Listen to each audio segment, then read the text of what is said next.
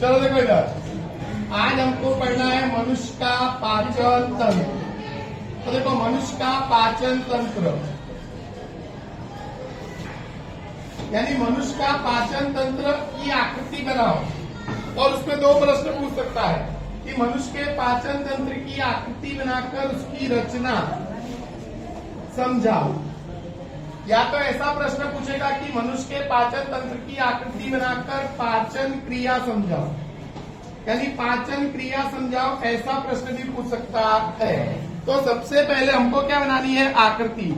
तो आकृति बनाते समय क्या करना है हमको? यहाँ पर देखो,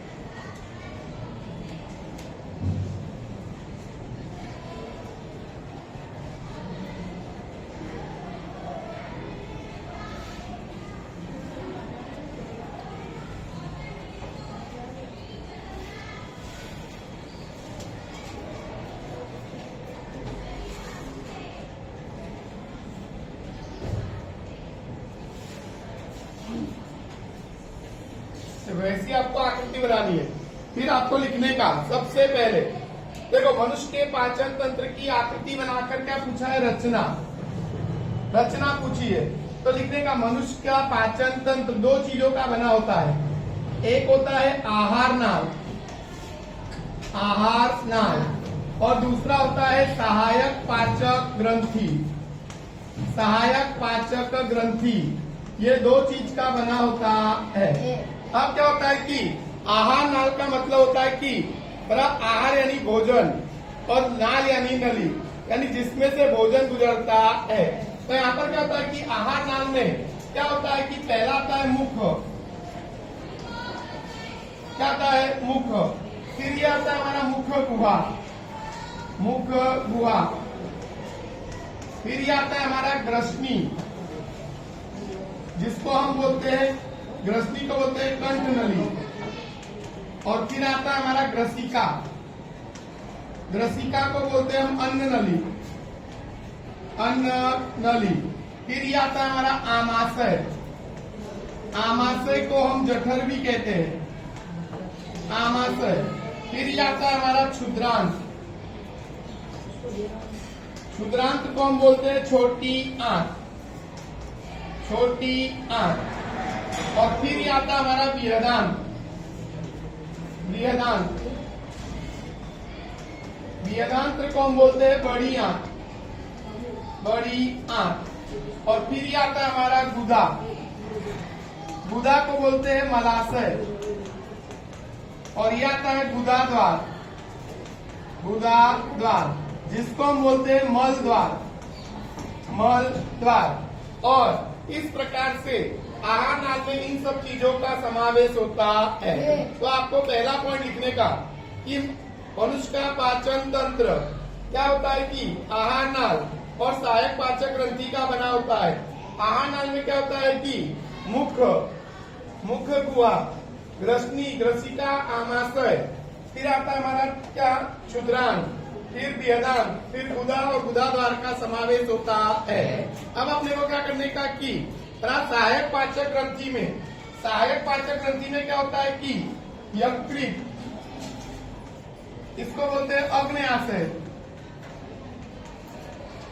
और लार ग्रंथि का समावेश होता है। यानी तीन चीज का समावेश होता है। सहायक पाचक ग्रंथि यानी जो सहायता करती है पाचन में, उसमें से भोजन जाता नहीं है, तो उसमें आएगा हमारा यकृत, अग्न्याशय और आएगा लार ग्रंथि। इन तीन चीज का समावेश होता है। अब सबके बारे में पॉइंट लिखने हैं। पहला पॉइंट मुख के बारे में, किसके बारे में? मुख के बारे में, बराबर। अब लिखने का कि आहानाल की शुरुआत मुख से होती है, यानी आहानाल की शुरुआत कहाँ से होती है? मुख से। मुख आहानाल के अग्र सिरे पर होता है, ये हमारा मुख है। बंद हो तो मुख, आहानाल की शुरुआत मुख से होती है। मुख आहानाल के कहाँ पर होता है? अग्र सिरे पर, यानी आगे। बराबर। मुख खुलता है जब मुख जो होता है वो ऊपरी होठ और निचले होठ से बराबर क्या होता है? घिरा होता है। ऐसे 3 पॉइंट आपको मुख के बारे में लिखने के, कि आहानाल की शुरुआत मुख से होती है, मुख आहानाल के अग्र सिरे पर होता है, मुख दोनों होठों से क्या होता है? घिरा होता है। बंद हो तो मुख, ऐसे खुल जाए तो मुख गुहा, जैसे बंद है तो मुख है और ऐसे खुल जाए तो मुख गुहा। तो आपको याद रखेगा कि मुख गुहा किसको कहते हैं? तो ये ऊपरी जबड़ा, ये ऊपरी जबड़ा और ये निचला जबड़ा, इन दोनों के बीच का ये जो खाली वाला भाग है उसको हम बोलते हैं मुख गुहा। तो आपको लिखने का कि ऊपरी जबड़े और निचले जबड़े के बीच की गुहा को मुख गुहा कहते हैं। मुख गुहा में क्या होता है? एक तो देखो जीभ होती है, फिर क्या होती है? लार ग्रंथि होती है और दांत होते हैं। 4 प्रकार के दांत होते हैं। 4 प्रकार के क्या होते हैं? दांत होते हैं। फिर देखो मुख गुहा, मुख गुहा के पश्च विस्तार, पश्च का मतलब होता है पीछे के विस्तार को बोलते हैं ग्रसनी। ग्रसनी यानी कंठनली, क्या बोलते हैं? कंठनली। तो मुख गुहा के पश्च विस्तार को क्या बोलते हैं? ग्रसनी। मुख गुहा के पश्च विस्तार को ग्रसनी कहते हैं। ग्रसनी ग्रसिका में खुलती है। यहाँ तक हमारी क्या है? कंठनली। यहाँ से यहाँ तक है हमारी ग्रसिका यानी अन्न नली, और ये अन्न नली यानी ग्रसिका। ग्रसिका किसमें खुलती है? आमाशय में। आमाशय कहाँ पर होता है? उदर गुहा में। उदर का मतलब पेट के अंदर। उदर गुहा में बाईं ओर ऊपर की तरफ होता है। आमाशय में क्या खुलती है? ग्रंथियां, जो जठर रस उत्पन्न करती है। ये आमाशय कहाँ खुलता है? तो आमाशय खुलता है क्षुद्रांत में। क्षुद्रांत आहानाल का सबसे लंबा भाग है। क्षुद्रांत को हम छोटी आंत बोलते हैं, पर लंबाई में वो सबसे बड़ा होता है। यानी आहानाल का सबसे लंबा भाग कौन है? क्षुद्रांत। हमारा पूरा पाचन तंत्र 9 मीटर है और उसमें से 6.5 मीटर तो खाली क्षुद्रांत है। यानी ये भले छोटी आंत बोलते हैं इसको, पर ये होता कैसा है? बड़ा। क्योंकि ये छोटा किसके लिए बोला जाता है? क्योंकि इसकी नली छोटी है, व्यास छोटा है, और इसका व्यास बड़ा है। इसका व्यास छोटा है, इसलिए इसको बोलते हैं क्षुद्रांत। तो याद रखिएगा, आहानाल का सबसे लंबा भाग कौन है? क्षुद्रांत। क्षुद्रांत क्या होता है कि कुंडलित होता है। कुंडलित यानी गुच्छे टाइप में होता है, इसलिए थोड़ी सी जगह में व्यवस्थित हो जाता है। क्षुद्रांत किसमें खुलता है? वेदांत्र में। वेदांत यानी बड़ी आंत। बड़ी आंत के अंतिम भाग को बोलते हैं गुदा, और गुदा गुदा द्वार के द्वारा शरीर के बाहर खुलता है। तो इस प्रकार से मनुष्य का पाचन तंत्र पूछे कि आकृति बनाकर आपको क्या बताना है? रचना। क्या बतानी है? रचना। तो इतने सब पॉइंट आपको लिखने रहते हैं। कई बार परीक्षा में आकृति दी होगी, आपको भागों के नाम लिखने रहेंगे। आकृति बनी होगी और आपको भाग के नाम लिखने। कई बार बोलेगा आकृति बनाकर रचना समझाओ, तो रचना समझाओ ऐसा पूछे तो इतने पॉइंट आपको लिखने रहेंगे। आहानाल की शुरुआत मुख से होती है, मुख आहानाल के अग्र सिरे पर होता है, मुख दोनों होठों से घिरा होता है, मुख गुहा में खुलता है, ऊपरी जबड़े निचले जबड़े के बीच की गुहा को मुख गुहा कहते हैं। मुख गुहा में जीभ, लार ग्रंथि, 4 प्रकार के दांत होते हैं। मुख गुहा के पश्च विस्तार को ग्रसनी कहते हैं। ग्रसनी ग्रसिका में खुलती है, ग्रसिका आमाशय में खुलता है, आमाशय उदर गुहा में बाईं ओर ऊपर की तरफ आया होता है। आमाशय में क्या होता है? ग्रंथियां खुलती है, जो क्या करती है कि जठर रस का स्राव करती है। आमाशय के नीचे एक नी जठर वाल्व होता है। आमाशय के नीचे नी जठर वाल्व होता है। नी जठर क्या होता है? वाल्व, जिससे ही हमारा आमाशय सुरक्षित होता है। आमाशय किसमें खुलता है? क्षुद्रांत में। क्षुद्रांत आहानाल का सबसे लंबा भाग है, लेकिन कुंडलित होने से थोड़ी सी जगह में व्यवस्थित हो जाता है। अब आता है कि क्षुद्रांत किसमें खुलता है? वेदांत में। वेदांत के अंतिम भाग को क्या बोलते हैं? गुदा। गुदा गुदा द्वार के द्वारा शरीर के बाहर खुलता है। लेकिन अगर पूछे इसकी पाचन क्रिया लिखो, आकृति बनाकर क्या लिखो? पाचन क्रिया। तो आपको पाचन क्रिया में लिखने का पहला कि भोजन को जैसे ही हम मुख में रखते हैं, भोजन को जैसे ही हम मुख में रखते हैं, वैसे ही पाचन की शुरुआत हो जाती है। भोजन को मुख में रखते ही पाचन की क्या हो जाती है? शुरुआत। अब क्या होता है कि मुख में जो होता है वो लार ग्रंथि में से आने वाला लार रस मिलता है। लार ग्रंथि में से आने वाला लार रस ये भोजन में मिलता है। अच्छा, ये लार रस भोजन को क्या बनाता है? कोमल और चिकना, कोमल और चिकना बनाता है। लार रस में क्या होता है? एमाइलेज उत्सेचक, एमाइलेज उत्सेचक होता है। किसके अंदर होता है? लार रस में, जो क्या करता है? स्टार्च का पाचन माल्टोज में करता है। स्टार्च का पाचन माल्टोज में करता है। तो हमको लिखने का कि जैसे ही भोजन को क्या रखते हैं मुख में, वैसे ही पाचन की शुरुआत हो जाती है। मुख में लार ग्रंथि में से आने वाला लार रस भोजन को क्या बनाता है? कोमल और चिकना। लार रस में एमाइलेज नामक क्या होता है? उत्सेचक, जो स्टार्च का पाचन माल्टोज में करता है। फिर भोजन क्या होता है? ग्रसनी ग्रसिका से, ग्रसनी और ग्रसिका से कहा जाता है? आमाशय में। भोजन ग्रसनी ग्रसिका से आमाशय में जाता है। अब आमाशय में भोजन में 3 रस मिलते हैं। पहला देखो, आमाशय में भोजन में कौन सा रस मिलता है? जठर रस, जठर रस मिलता है।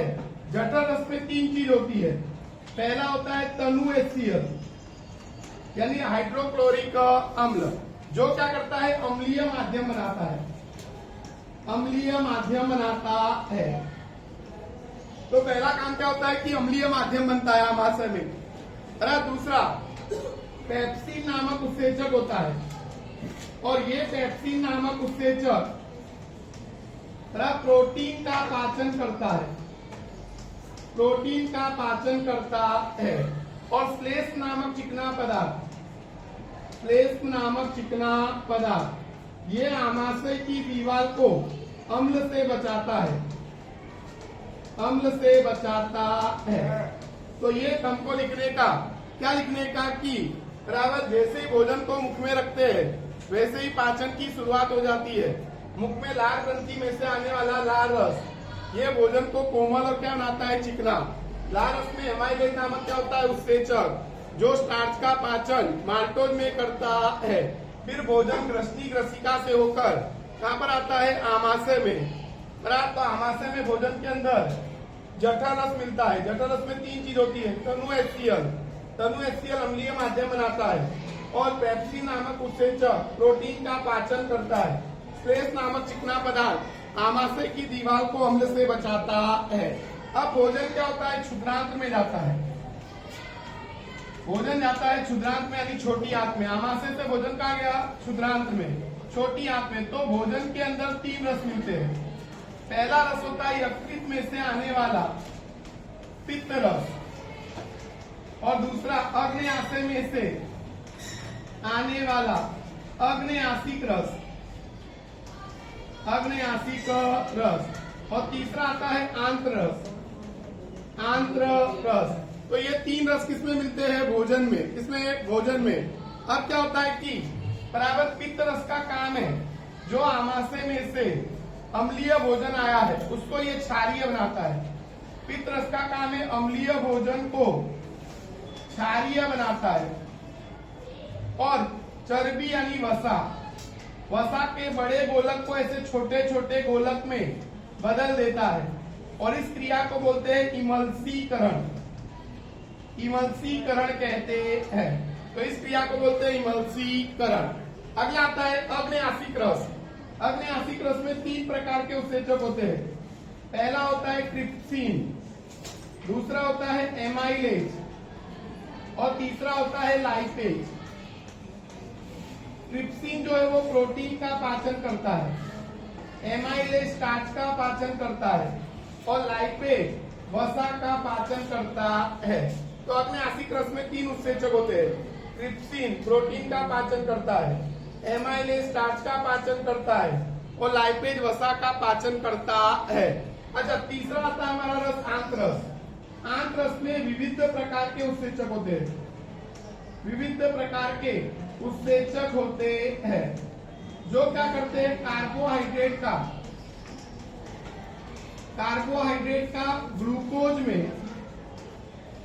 ग्लूकोज में पाचन करते हैं और प्रोटीन का एमिनो अम्ल में पाचन करते हैं। इसमें पाचन करते हैं एमिनो अम्ल में। और वसा का पाचन फैटी एसिड और ग्लिसरॉल में करते हैं। फैटी एसिड और ग्लिसरॉल में उसका पाचन करते हैं। तो इस प्रकार से ये क्षुद्रांत के अंदर हमारे भोजन का संपूर्ण पाचन होता है। और पचित भोजन का शोषण होता है। पचित भोजन का शोषण भी कहां पर होता है? तो क्षुद्रांत में। क्षुद्रांत से केवल अपचित भोजन बृहदांत्र में जाता है। कहां पर जाता है? बृहदांत्र में, यानी बड़ी आंत में। अब इस अपचित भोजन में से बृहदांत्र के अंदर केवल पानी का शोषण होता है। केवल पानी का शोषण होता है। तो धीरे धीरे अपचित भोजन जो है वो ठोस में बदल जाता है और तब इसको हम बोलते हैं मल। और इस मल को गुदाद्वार द्वारा यानी मल द्वार द्वारा शरीर के बाहर निकाल दिया जाता है। तो इस प्रकार से मनुष्य के अंदर पाचन क्रिया होती है। तो ऐसा आपको पूरा लिखना पड़ेगा। 4 नंबर में पूछेगा आकृति बनाकर, तो आपको आकृति बनाकर आपको इतना लिखना पड़ेगा। कई बार छोटा सा प्रश्न पूछेगा कि पाचन तंत्र की आकृति बनाकर आमाशय में भोजन का पाचन समझाओ या क्षुद्रांत में भोजन का पाचन समझाओ, तब आपको उतना लिखना है। और नहीं तो पूरा लिखने का कि भोजन को मुख में रखते ही पाचन की शुरुआत होती है। मुख में लार ग्रंथि में से लार रस आता है जो भोजन को कोमल चिकना बनाता है। लार रस में क्या होता है? एमाइलेज उत्सेचक जो स्टार्च का पाचन माल्टोज में करता है। फिर भोजन ग्रसनी ग्रसिका से कहां पर आता है? आमाशय में। आमाशय में भोजन में जठर रस मिलता है। जठर रस में क्या होता है? तनु एसियल जो अम्लीय माध्यम बनाता है। और पेप्सिन नामक उत्सेचक प्रोटीन का पाचन करता है। और श्लेष नामक चिकना पदार्थ आमाशय की दीवार को अम्ल से बचाता है। फिर आमाशय से भोजन कहाँ आता है? क्षुद्रांत में। क्षुद्रांत में 3 रस मिलते हैं। यकृत में से आने वाला पित्त रस जो भोजन को क्या करेगा? अम्लीय भोजन आता है यहाँ से, उसको क्षारीय बनाता है। वसा यानी चर्बी के बड़े गोलक को छोटे छोटे गोलक में बदल देता है। दूसरा अग्न्याशय में से आने वाला अग्न्यासिक रस, ये क्या करता है? इसमें 3 उत्सेचक होते हैं। पहला होता है ट्रिप्सिन प्रोटीन का पाचन, एमाइलेज स्टार्च का पाचन, लाइपेज वसा का यानी चर्बी का पाचन करता है। और तीसरा क्षुद्रांत का खुद का रस जिसको हम बोलते हैं आंतरस। आंतरस में अलग अलग प्रकार के उत्सेचक होते हैं जो कार्बोहाइड्रेट का पाचन ग्लूकोज में करते हैं। कार्बोहाइड्रेट बड़ी इकाई है और ग्लूकोज छोटी, एकदम छोटा कण है उसका। तो अब इसका पूरा पाचन हो गया। कार्बोहाइड्रेट का पाचन ग्लूकोज में, प्रोटीन का पाचन एमिनो अम्ल में, वसा का पाचन फैटी एसिड यानी फैटी अम्ल और ग्लिसरॉल में करता है। तो क्षुद्रांत में भोजन का संपूर्ण पाचन होता है और पचित भोजन का शोषण होता है। क्षुद्रांत में से केवल अपचित भोजन बृहदांत्र में जाता है। कहा जाता है? बृहदांत्र में। उसमें से केवल पानी का शोषण होता है। तो धीरे धीरे अपचित भोजन ठोस स्वरूप में बदल जाता है और उसको हम बोलते हैं मल। और इस मल का गुदाद्वार द्वारा यानी मल द्वार द्वारा शरीर के बाहर निकाला जाता है। तो इस प्रकार से मनुष्य के अंदर पाचन क्रिया होती है। तो ये भी मोस्ट टाइम भी प्रश्न है, कल आपको दिखेगा, आपको याद करना है।